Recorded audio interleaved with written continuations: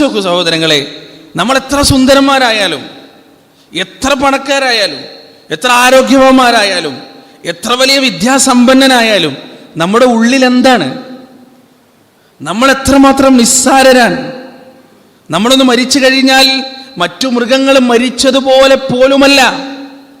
നമ്മുടെ വീടിൻ്റെ വളപ്പിലൊരു പട്ടി ചത്ത് കിടന്നാൽ നമുക്ക് സഹിക്കാൻ കഴിയില്ല. ഒരു പൂച്ച ചത്ത് കിടന്നാൽ 2-3 ദിവസം കഴിഞ്ഞാൽ അത് ചീഞ്ഞ് നാറും. പക്ഷേ മനുഷ്യൻ മരിച്ചു കിടന്നാലുണ്ടല്ലോ, ഒരു 2-3 ദിവസപ്പുറം കഴിഞ്ഞാൽ ആ മണം കൊണ്ട് ചിലപ്പോൾ നമ്മൾ ബോധം കെട്ടുപോകും. അത്രക്ക് വൃത്തികെട്ട മണമാണ് മനുഷ്യൻ്റെ മൃതദേഹം ചീഞ്ഞളിഞ്ഞാൽ. അമേന്ധ്യമാണ് നമ്മൾ പേറുന്നത്. എത്രയോ നിസ്സാരന്മാരാണ് നമ്മൾ ഒരുപാട് നേട്ടങ്ങൾ നേടിയിട്ടുണ്ട്. ആയിരക്കണക്കിന് ലക്ഷക്കണക്കിന് കിലോമീറ്ററുകൾ അപ്പുറത്ത് ഏതോ ഗ്രഹത്തിൻ്റെ ചുറ്റിലും പറക്കുന്ന ഉപഗ്രഹത്തിൽ നിന്ന് ആ ഗ്രഹത്തിലടങ്ങുന്ന ചിത്രങ്ങൾ ഇങ്ങ് മനുഷ്യൻ ഈ ഭൂമിയിൽ ഇരുന്ന് ഒപ്പിയെടുത്തിട്ട് അതിനെക്കുറിച്ച് പഠനം നടത്തുന്നുണ്ട്. ശരിയാണ്, കടലിൻ്റെ ആഴങ്ങളിലേക്ക് യു-ബോട്ടുകൾ ഉപയോഗിച്ച് മനുഷ്യൻ കടന്നു പോയിട്ടുണ്ട്, അതും ശരിയാണ്.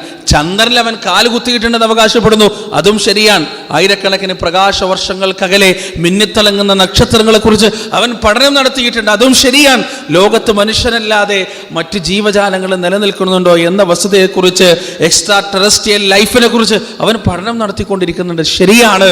പ്രപഞ്ചത്തിൻ്റെ നാനാ ഭാഗങ്ങളിലേക്ക് വിജ്ഞാന കുതുകിയായ മനുഷ്യൻ്റെ കണ്ണും മനസ്സും എത്തിപ്പെട്ടിട്ടുണ്ട് എന്ന് നമ്മൾ നിഷേധിക്കുന്നില്ല. പക്ഷേ സ്വന്തം രക്തത്തിൽ എന്തൊക്കെ അടങ്ങിയിട്ടുണ്ടെന്നറിയണമെങ്കിൽ മറ്റൊരുത്തൻ പണം മുടക്കി ഉണ്ടാക്കിയ ലബോറട്ടറിയിൽ സാമ്പിൾ കൊടുത്ത് മണിക്കൂറുകൾ കാത്തുനിന്ന് ആ റിപ്പോർട്ട് വായിച്ചിട്ട് വേണം എൻ്റെ സിരകളിലൂടെ ഓടുന്ന രക്തത്തിൽ എന്തൊക്കെ അടങ്ങിയിട്ടുണ്ട് എന്ന് മനുഷ്യനറിയാൻ. എല്ലാം പഠിച്ചു എന്ന് അഹങ്കരിക്കുന്ന വിജ്ഞാനദാഹിയായ മനുഷ്യൻ അവൻ്റെ സ്വന്തം ആമാശയത്തിൽ എന്തെങ്കിലും പ്രശ്നമുണ്ടായാൽ ഏതെങ്കിലും ഒരു ഗാസ്ട്രോ എൻട്രോളജിസ്റ്റിൻ്റെ പ്രിസ്ക്രിപ്ഷനുമായി ചെന്ന് ലബോറട്ടറിയിൽ പരിശോധന നടത്തി, സ്കാനിങ് നടത്തി, ആ റിപ്പോർട്ടുമായി ഡോക്ടറുടെ അടുത്തേക്ക് തിരിച്ചു ചെന്നിട്ട് ആ ഡോക്ടർ അവന് പറഞ്ഞു കൊടുക്കണം, നിന്റെ വയറ്റിൽ ഇന്ന പ്രശ്നങ്ങളുണ്ട്. ഒരു ദിവസം 1,15,000 തവണ മിടിച്ചുകൊണ്ടിരിക്കുന്ന നമ്മുടെ ഹൃദയത്തിന് എന്തെങ്കിലും പ്രശ്നമുണ്ടെങ്കിൽ തൊട്ടു നോക്കിയിട്ട് നമുക്കത് പറയാൻ കഴിയില്ല. ECG എടുത്തിട്ട് ആ ECGയിലെ വാരിയേഷൻ നോക്കിയിട്ട് കാർഡിയോളജിസ്റ്റ് നമുക്ക് പറഞ്ഞു തരണം ഇന്ന പ്രശ്നങ്ങൾ നിന്റെ ഹൃദയത്തിനുണ്ട്. നിസ്സഹായനാണ് മനുഷ്യൻ. ഈ ദുനിയാവ് അല്ലാഹു സുബ്ഹാനഹു വ തആല സൃഷ്ടിച്ചത് നിസ്സഹായതയിലാണ്. അതാണ് പറഞ്ഞത്, ഈ ദുനിയാവ് എത്രയോ നശ്വരമാണ്, ഈ ദുനിയാവിൻ്റെ വിഭവങ്ങളെല്ലാം വഞ്ചനാത്മകമാണ് എന്ന് അല്ലാഹു സുബ്ഹാനഹു വ തആല പറഞ്ഞതിൻ്റെ അർത്ഥം അതാണ്. പരിശുദ്ധ ഖുർആനിൽ ഒരുപാട് സ്ഥലങ്ങളിൽ അല്ലാഹു പറഞ്ഞിട്ടുണ്ടല്ലോ.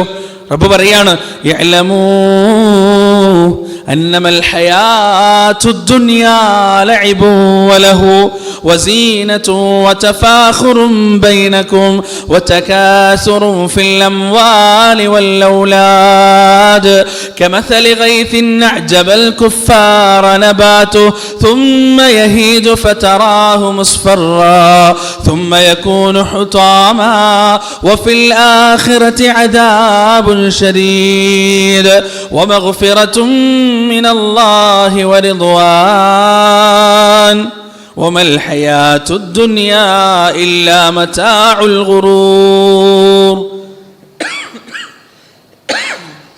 അള്ളാഹുവിൻ്റെ വാക്കുകളാണ്, അലമു നിങ്ങൾ അറിയണേ, അന്നമൽ ഹയാത്തു ദുനിയാ ലഅബുൻ വലഹു, ഈ ദുനിയാവിലെ ജീവിതം കളി വിനോദം മാത്രമാണ്. മഹാനായ നൂഹ് നബി അലൈഹി സ്വലാത്തു വസ്സലാമിനോട് ഒരാൾ ചോദിച്ചു എന്നാണ്, എന്താണ് ഈ ദുനിയാവിലെ ജീവിതത്തെക്കുറിച്ച് നിങ്ങളുടെ അഭിപ്രായം? ഈ ദുനിയാവിലെ ജീവിതത്തെക്കുറിച്ച് എന്താണ് നിങ്ങളുടെ അഭിപ്രായം?